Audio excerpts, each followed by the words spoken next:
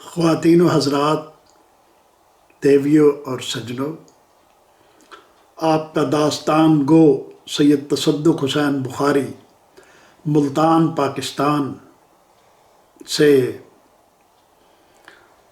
عشق و محبت کی ہزار داستان کے سلسلے کی ایک نئی داستان لے کر حاضر ہوا ہے، جس کا تعلق پاکستان کے صوبہ خیبر پختونخوا سے ہے۔ ویسے صوبہ خیبر پختونخوا کی زمین کو عشق و محبت کی سرزمین بھی کہا جاتا ہے۔ یہاں بے شمار سچی داستانوں نے جنم لیا، جو میں وقتاً فوقتاً آپ کی خدمت میں پیش کرتا رہوں گا۔ ہماری آج کی داستان تاج محمد اور نمرو کے عشق کی سچی داستان ہے، اور یہ خیبر پختونخوا کی ایک انتہائی مشہور لوک داستان کا روپ اختیار کر چکی ہے، اور اسے محفلوں میں گایا اور سنا جاتا ہے۔ اس داستان کا تعلق ضلع مہمند سے ہے، جسے پہلے مہمند ایجنسی کہا جاتا تھا۔ ضلع مہمند کو ضلع مومند بھی کہتے ہیں۔ اس کہانی کو 1960 کی دہائی میں مشہور شاعر عوض خان نے مثنوی کی شکل میں تحریر کیا، اور عوض خان کا دعویٰ تھا کہ وہ اس سارے داستان کا چشمدید گواہ ہے۔ اس نے اس داستان کے اکثر کرداروں سے خود ملاقات بھی کی ہے۔ عوض خان کے مطابق تاج محمد خان، جو اس داستان کا ہیرو ہے، اس کا تعلق یارہ خیل قبیلے سے تھا، اور وہ مہمند ایجنسی میں اپنے باپ سارگل خان کے ساتھ رہتا تھا۔ سارگل خان تاج اپنے علاقے کی ہر دل عزیز اور پسندیدہ شخصیت تھی۔ ہر کوئی اس سے پیار کرتا تھا، اور وہ ہر ایک سے خود پیار کرتا تھا۔ وہ دلکش جوانی اور خوبصورت سراپا کا مالک تھا، اور گاؤں کی آزاد خیال لڑکیاں اسے دیکھ کر آہیں بھرا کرتی تھیں، اور اس کے یار دوست اس کی دوستی پر فخر کیا کرتے تھے۔ نمرو اس کے سگے چچا گلاب خان کی بیٹی تھی۔ وہ حسن جمال، شرم و حیا، لباس کے انتخاب، آراستگی اور سمجھداری میں بے مثال تھی۔ اس کی دلکشی حوروں کو شرماتی، اور اس کی چال پریوں کو حاسد بناتی تھی۔ تاج اور نمرو بچپن سے ایک دوسرے کے والا و شہدا تھے، چچا زاد بہن بھائی بھی تھے۔ بچپن کی کشش لڑکپن میں محبت اور جوانی میں عشق میں ڈھل گئی۔ سارا گاؤں اس پہ مرتا تھا، اور وہ تاج محمد پہ مرتی تھی۔ یعنی سارا گاؤں نمرو پر مرتا تھا، اور نمرو تاج محمد پر مرتی تھی۔ ایک دن اس نے تاج سے کہا، تاج میں تم سے بے پناہ محبت کرتی ہوں، اور ساری زندگی صرف تمہاری بن کر رہوں گی۔ مجھے کبھی دھوکہ نہ دینا۔ اگر تم نے مجھ سے شادی نہ کی تو میں ساری عمر کنواری رہوں گی۔ مگر ان کو پتہ ہی نہیں چلا، اور تاج کے باپ سارگل خان نے ان کے عشق کی قبر کھود ڈالی۔ اس نے تاج سے پوچھے بغیر اس کی نسبت اپنے بچپن کے دوست کی بیٹی نادرہ سے کر دی۔ دونوں کو اس خبر نے دونوں کو نہایت افسردہ اور اداس کر دیا۔ مگر نمرو کا حال زیادہ خراب تھا۔ اس نے رو رو کر اپنی آنکھیں سجا لی، तब ताज ने उसे तसल्ली दी, तो मत घबराओ, एक दिन हमारा भी आएगा। उसे अपनी ख़ानदान की बदनामी का डर था, वरना उसका दिल चाहता था कि वो अपने महबूब के साथ घर से भाग जाए। उसके लिए ये ख्याल ही सुहाने रूह था कि उसका महबूब किसी और की बाहों में सिमट कर सोए। दूसरी तरफ ताज खस्ता हाली की हालत में मजनू बना गलियों में आवारा फिरता रहता। लोगों ने तरह तरह की बातें बनाना शुरू कर दी कि वो अपनी चचाजाद के इश्क में ऐसा पागल हो गया है कि उसे अपनी मंगेतर का ख्याल भी नहीं रहा। उसके बाप सारगुल पर लोगों ने ताने कसने शुरू कर दिए कि ये कैसा पठान है जो अपने बेटे की बेगैरती पर दम साधे बैठा है। सारगुल ने लोगों की ये बातें सुनी और ताज की ये दीवानगी देखी तो उसकी फौरन शादी कर दी कि शायद इस तरह वो बंदे का बच्चा बन जाए और लोगों की ज़बानें भी खामोश हो जाएं। नमरों ने जब देखा कि उसके महबूब ने चुपके से शादी कर ली है तो वो छुप छुप कर पहले से भी ज़्यादा बेकरार होकर रोने लगी। उसकी भूख प्यास खत्म हो गई और वो सूख कर कांटा बन गई। उसकी माँ भी उसकी हालत पर कुटती रहती, रोती रहती और उसे समझाती रहती। अपनी बेटी के गम में उसकी माँ बहुत बीमार रहने लगी। नमरू ने जब माँ की ये हालत देखी कि वो मरने के करीब हो गई है तो वो माँ की खातिर ज़िंदगी की तरफ लौट आई, खाना पीना शुरू कर दिया, पहले से बढ़कर माँ का ख्याल रखने लगी और अपने दिल को तसल्ली दी कि उसके महबूब ने कहा था कि हमारा भी एक दिन आएगा। मुझे सब्र और खामोशी से उस दिन का इंतज़ार करना चाहिए। बस वो इंतज़ार करने लगी। 2-3 साल इसी तरह गुजर गए। इस दौरान ताज मोहम्मद के 2 बेटे पैदा हो गए और वो अपनी शादीशुदा ज़िंदगी में मज़ीद धंसता चला गया। नमरू के लिए भी 3-4 रिश्ते आए मगर वो साफ इनकार कर देती। रफ्ता रफ्ता वो बहुत बदनाम होती गई कि वो अपने शादीशुदा महबूब के इंतज़ार में बैठी है कि वो कब उसे अपनाता है। बदनामी की वजह से उसके रिश्ते आना भी बंद हो गए।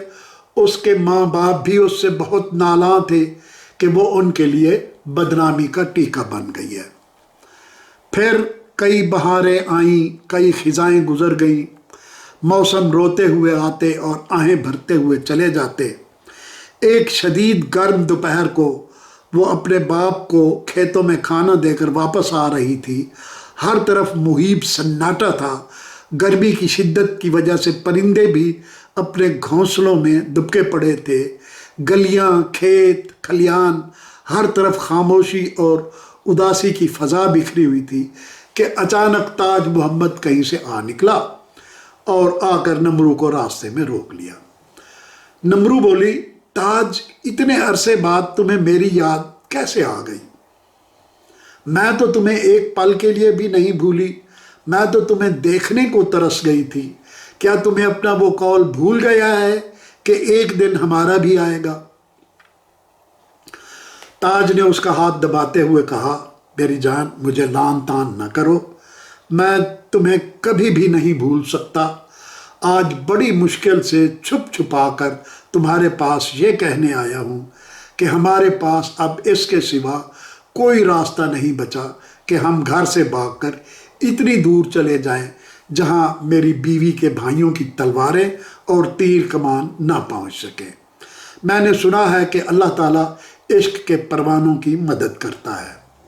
किसी तरह तुम आज रात मेरे हुजरे में आ जाओ तो हम अपना मुस्तकबिल का लाया अमल तय करेंगे। अब मैं तुम्हारी जुदाई मज़ीद बर्दाश्त नहीं कर सकता और न तुमसे दूर रह सकता हूँ। हमें अपने लिए अब कुछ ना कुछ करना ही पड़ेगा। नमरू ने उसे यकीन दिलाया कि वो आज रात उसके पास हुजरे में ज़रूर आएगी। इश्क की आग ने उसे पहले ही खाकस्तर किया हुआ था। अब वो हर किस्म के ख़तरात और अंदेशों को पसे पुश्त डालकर इश्क की अंधी मंजिल पर पहुंचने के लिए बेताब थी।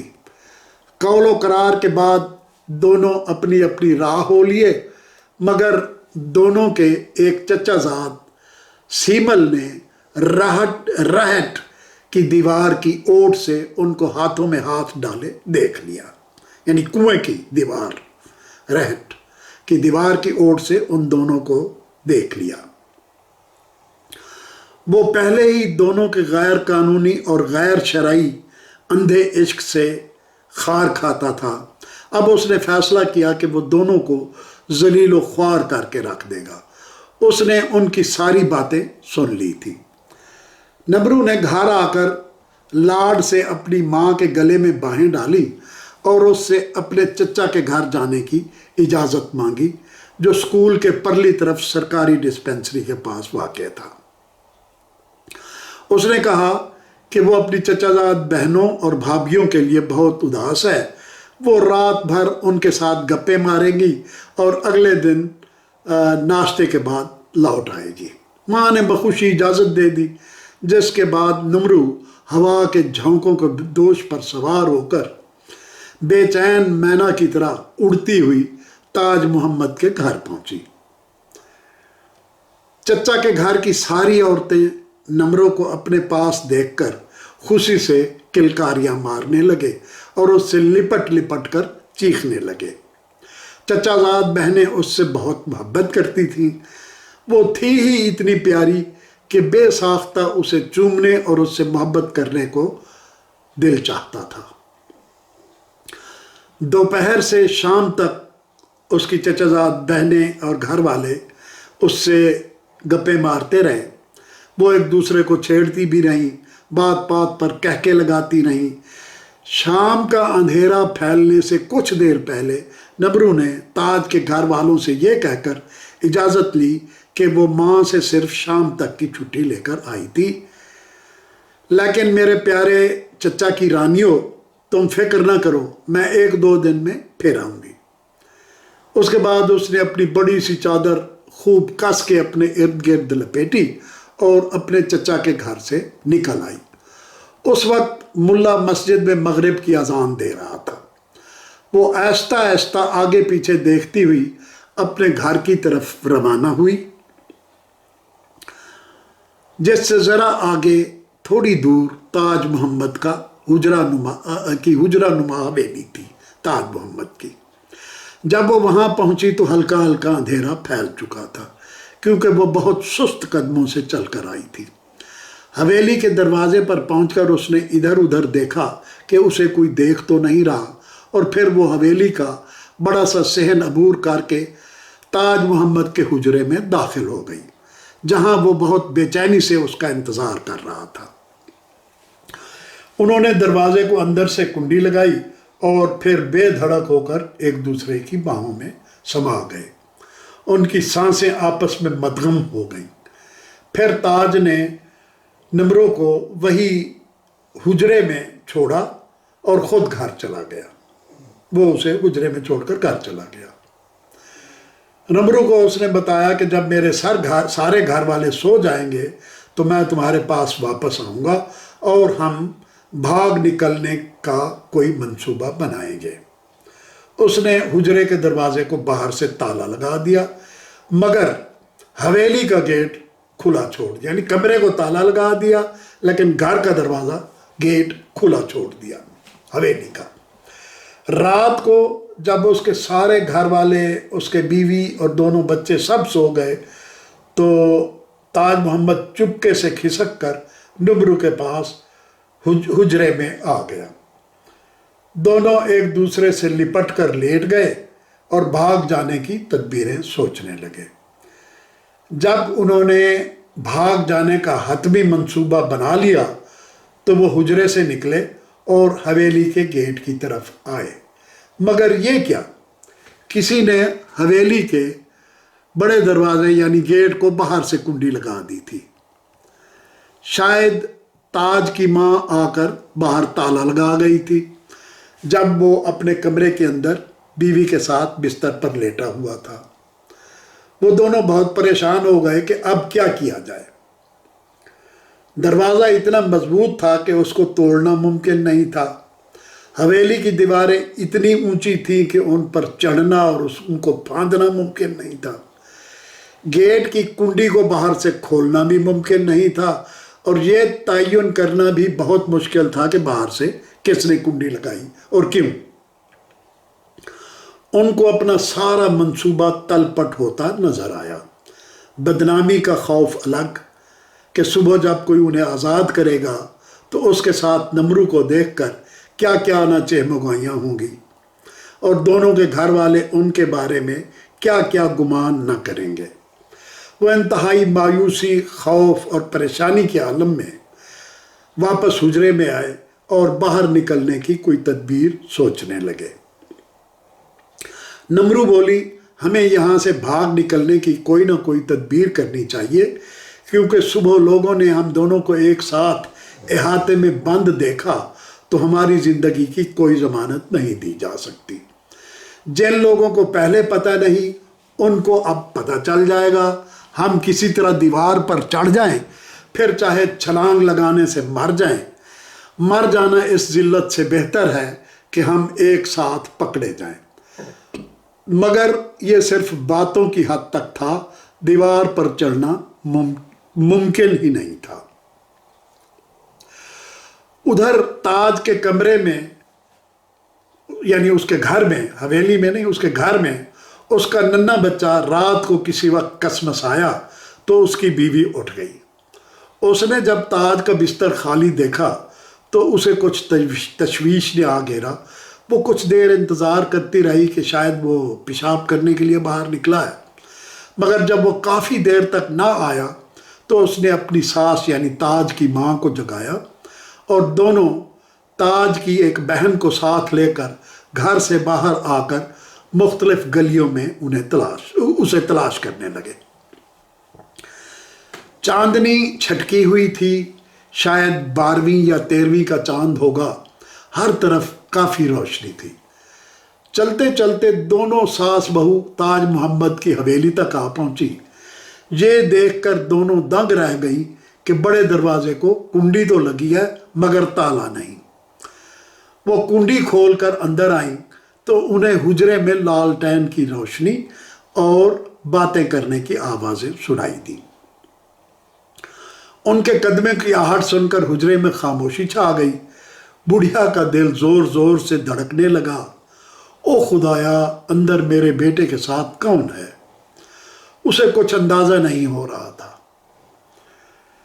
आखिर वो बेसब्री से बोली, दरवाज़ा खोलो जान मोहम्मद, मुझे पता है तुम अंदर हो। हम तुम्हारी तलाश में गलियों में मारी मारी फिरी हैं। तुम्हारे साथ अंदर कौन है? माँ की पुकार सुनकर ताज ने फौरन दरवाज़ा खोल दिया। उसकी माँ कमरे में आई तो ताज को नमरू के साथ देखकर हैरत ज़दा रह गई। एक दर्द भरी आवाज़ उसके हलक से निकली, ओ इबलीस की औलाद, ये तूने क्या कर दिया? फिर गुस्से से मगलूब होकर नमरू के सर पर 2 हत्थड़ मारे। कल मुही तुम्हें मुंह काला ही करना था तो उसके लिए क्या सिर्फ मेरा बेटा रह गया था? ताज ने जल्दी से आगे बढ़कर माँ के दोनों हाथ अपने हाथों में जकड़ लिए।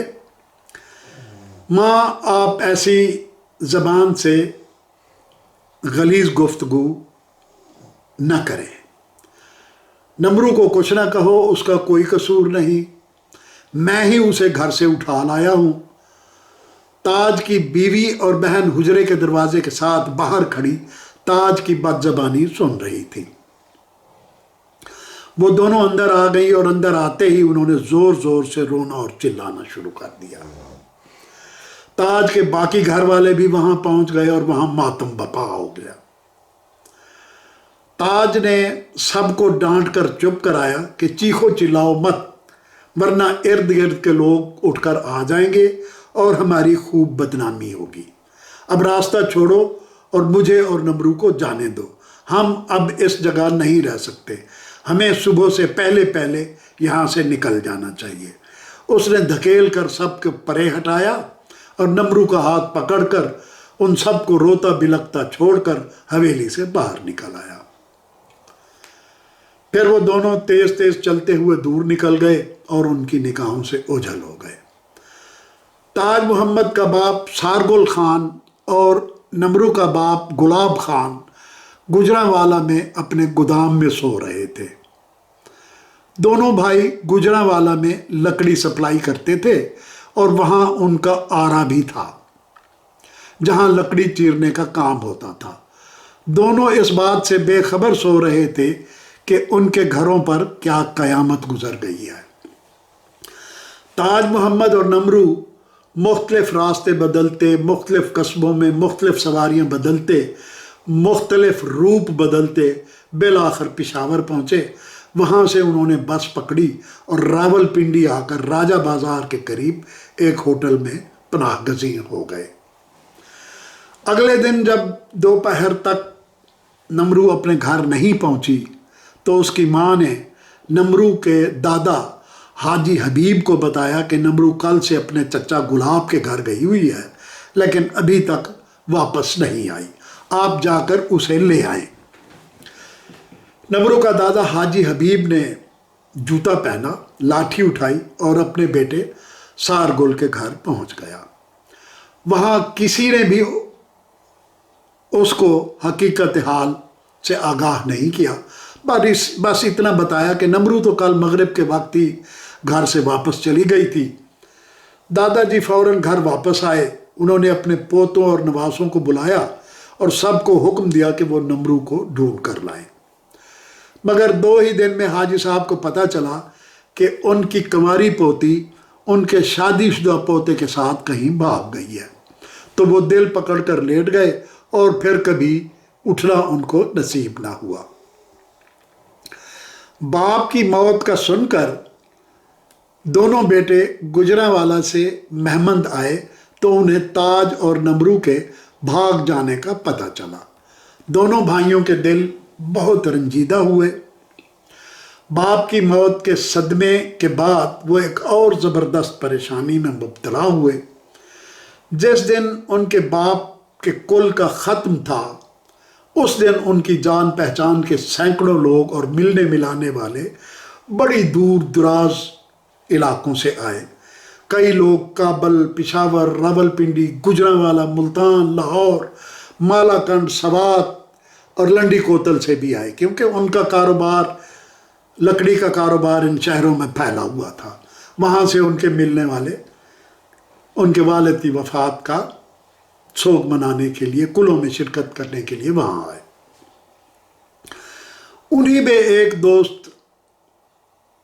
उन्हीं में ताज मोहम्मद के वालिद सारगुल का एक दोस्त मुल्ला अब्दुल राज़िक भी रावलपिंडी से आया था। उसने सारगुल से ताज मोहम्मद की अदम मौजूदगी के बारे में पूछा और बताया कि चंद दिन पहले मैंने ताज मोहम्मद को रावलपिंडी के राजा बाजार में अपनी बीवी के साथ एक होटल की सीढ़ियाँ चढ़ते हुए देखा था, मगर चूंकि मैं खुद बहुत जल्दी में था लिहाजा रुक कर उससे तुम लोगों का हाल अहवाल ना पूछ सका। जब कुलों की मजहबी तकरीब ख़त्म हो गई तो सारगुल अपने दोस्त मुल्ला राज़िक को एक तरफ ले गया और उसे सारी बात सच सच बताकर कहा, तुम अब पिंडी वापस जाओ तो ताज मोहम्मद और उसकी माशूका पर निगाह रखना, उनको दादा की मौत और अपने मेहमंद आने के बारे में कोई बात ना बताना और उनको वहाँ राजा बाजार से गायब भी ना होने देना। मैं खुद 1-2 दिन में आकर उससे हिसाब किताब करूँगा। यानी ये बात सारगुल ने कही ताज मोहम्मद के बाप ने।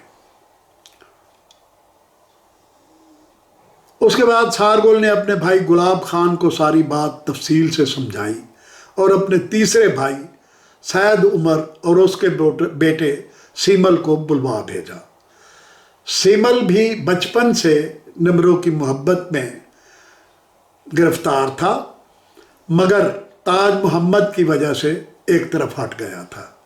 لیکن جب تاج کی شادی نادرہ سے ہو گئی تو اس کی امید کی کرن پھر سے روشن ہو گئی۔ تاہم جب اس نے تاج اور نمرو کو ایک آدھ بار ملتے دیکھا اور ان کے عشق کی کہانی کو اڑتے اڑتے سنا تو اسے دونوں سے شدید نفرت ہو گئی۔ اس کے نزدیک دونوں شیطان کے کارندے اور برائی کے ہرکارے تھے۔ تاج کی حویلی کو باہر سے کنڈی بھی اسی نے لگائی تھی۔ اس کا ارادہ یہ تھا کہ اگلی صبح وہ محلے کے سارے زعماء اور بزرگوں کو جمع کر کے شیطان کے ان چیلوں کو بے نقاب کرے گا، مگر اس سے پہلے ہی تاج محمد کی ماں وہاں پہنچ گئی اور سیمل کا منصوبہ دھرا کا دھرا رہ گیا۔ اب جب اس کے چچاؤں نے اسے اور اس کے باپ کو بلوایا تو وہ جلدی جلدی وہاں پہنچے۔ رسمی علیق سلیق کے بعد تاج محمد کے والد سارگل خان نے یوں بات چھڑی، ہمیں تاج اور نمرو کا پتہ چل گیا ہے، وہ راول پنڈی کے راجہ بازار میں فلاں ہوٹل میں چھپے ہوئے ہیں۔ ہم ان دونوں کو قرار واقعی سبق سکھانا چاہتے ہیں جو ہماری قبائلی روایات کے شایان شان ہو۔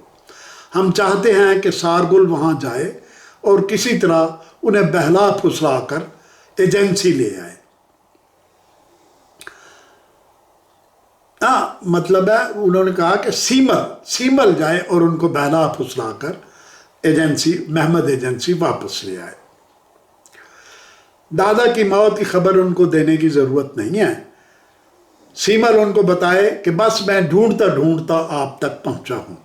مجھے چاچا گلاب اور چاچا سارگل نے اس پیغام کے ساتھ بھیجا ہے کہ وہ خاندان کی بے عزتی سے بچنے کے لیے آپ دونوں کا نکاح شریعت کے مطابق کرنے کو تیار ہیں، بشرطے کہ نمرو نادرہ کو بشرطے کہ نمرو نادرہ کی طلاق پر ضد نہ کرے اور اس کے ساتھ بہنوں کی طرح رہنے پر رضامند ہو جائے۔ اگر آپ کو یہ دونوں شرطیں منظور ہوں تو آپ میرے ساتھ ایجنسی واپس چلیں، میں آپ کو امان دیتا ہوں۔ جاتے ہی آپ دونوں کا نکاح کر دیا جائے گا، کیونکہ دونوں چچاؤں کو گجرانوالے جانے کی جلدی ہے اور وہ اس قصے کو جلد از جلد نبیڑنا چاہتے ہیں۔ اگلے دن سیمل یہ منصوبہ لے کر پنڈی ان کے پاس ہوٹل پہنچ گیا۔ تاج محمد اور نمرو اسے دیکھ کر تھوڑی دیر کے لیے حواس باختہ ہو گئے، مگر اس کی باتیں سن کر انہیں قرار آ گیا۔ وہ تو پہلے ہی اپنی جانوں کو ہتھیلی پر لیے پھرتے تھے اور اللہ کے سہارے اپنی کشتیاں جلا کر گھروں سے بھاگے تھے۔ اب سیمل کی باتوں سے انہیں کچھ سہارا ملا اور زندگی کی ڈور سلجھنے کی کوئی سبیل نظر آئی تو وہ اس کے ساتھ گاؤں آ گئے۔ نمرو اپنے گھر چلی گئی، مگر تاج محمد اپنے بیوی بچوں ماں اور بہنوں کا سامنا کرنے سے بچنے کے لیے اپنے حجرے میں آ گیا، جہاں اس کا باپ اور دونوں چچا اس کے انتظار میں بیٹھے تھے۔ انہوں نے اسے یعنی اس کے باپ اور چچا نے اسے مصنوعی لعن طعن کی اور غصے کا اظہار کیا، مگر ان کے لب و لہجے اور طور اطوار سے یہ ہرگز اندیا نہیں ملتا تھا کہ وہ کوئی سخت فیصلہ کیے بیٹھے ہیں۔ اس کے بعد سب اپنے اپنے گھروں کو چلے گئے۔ بات کل تک ٹل گئی۔ چونکہ تاج محمد خان تھکن سے بے پناہ چور تھا، وہ لیٹتے ہی دنیا جہان سے بے خبر ہو کر اپنی حویلی اپنے کمرے میں سو گیا۔ سیمل اور تینوں بھائی اٹھ کر تاج کے گھر آئے۔ تاج کی ماں اور بیوی بے چین ہو کر ان کی طرف بھاگیں، مگر سارگل نے انہیں تسلی دی کہ سب ٹھیک ہے۔ چونکہ تاج محمد بہت تھکا ہوا تھا، وہ وہیں حجرے میں سو گیا ہے اور کل جمعے کی نماز کے بعد تاج اور نمرو دونوں کا نکاح کر دیا جائے گا۔ پھر سب گھر والے چین سے جا کر سو گئے اور مرد حضرات مردانے میں آ کر حقہ گڑگڑانے لگے۔ آدھی رات کو جب سارا جہان بے ہوش ہو کر سو گیا تو سارگل نے اپنی 2 نالی بندوق اٹھائی اور दोनों छोटे भाइयों और भतीजे सीमल को लेकर हुजरे में पहुंचा, जहां उसका बेटा ताज मोहम्मद बेखबरी के आलम में सोया हुआ था। सारगुल ने ताज के सीने पर ऐन दिल के ऊपर बंदूक रखी और यके बाद दीगरे 2 गोलियां चलाकर उसका काम तमाम कर दिया। मरने से पहले ताज लड़खड़ाते हुए उठा और उसने सीमल की तरफ देखकर इतना कहा, सीमल मैं तो तुम्हारी अमान में था। फिर बाप की तरफ गर्दन घुमाई और कहा, पश्तून रिवायात के मुताबिक सोए हुए दुश्मन पर भी वार नहीं किया जाता, मैं तो फिर आपका बेटा था। फिर उसकी गर्दन एक तरफ ढुलक गई। उन्होंने उसके मुंह पर कपड़ा डाला और कुछ देर सोगवार खड़े रहे। फिर सीमल को वहीं छोड़कर तीनों भाई गुलाब खान के घर की तरफ आए। सारगुल ने बंदूक में 2 नए कारतूस डाले। गुलाब खान ने ताला खोला और वो उस वक्त बुरी तरह कांप रहा था। उसने भाई सारगुल से कहा, मुझसे अपनी बेटी पर गोली नहीं चलाई जाएगी भाई, उसे भी आप खुद। और फिर वो रोने लगा। तीनों कमरे की तरफ आए। नमरू माँ के साथ उस पलंग एक ही पलंग पर सो रही थी। सारगुल खान ने नमरू के सीने का निशाना लिया और ताबड़तोड़ 2 गोलियां उसके सीने में उतार दी। वो तड़प कर वहीं ठंडी हो गई। उसकी माँ चीख मारकर अपनी बेटी पर गिरी और बेहोश हो गई। यूं 2 आशिकों का किस्सा तमाम हुआ। ना पुलिस आई, ना कोई गिरफ्तारी हुई, ना कोई मुकदमा चला। एजेंसियों में यूं ही होता है, हर शख्स खुद ही मुजरिम, खुद ही पुलिस और खुद ही मुंसिफ। और जुल्म की बात यह है कि ऐसे बेरहमाना इंसाफ पर कभी कोई आवाज़ भी नहीं उठाता था। लेकिन वक्त ज़रूर इंसाफ करता है। अब दर्रे के बड़े कब्रिस्तान में दूर दराज से लोग नमरू और ताज मोहम्मद की कब्रों पर दुआ करने और अपनी हाजतें पूरी करने और मन्नतें मानने आते हैं। सैयद घराने के ये 2 आशिक माशूक अब पीर फ़कीर बन गए हैं और उनकी कब्रें ख़ास व आम के लिए इबादत की जगह और मन्नत और दुआ की जगह बन चुकी हैं।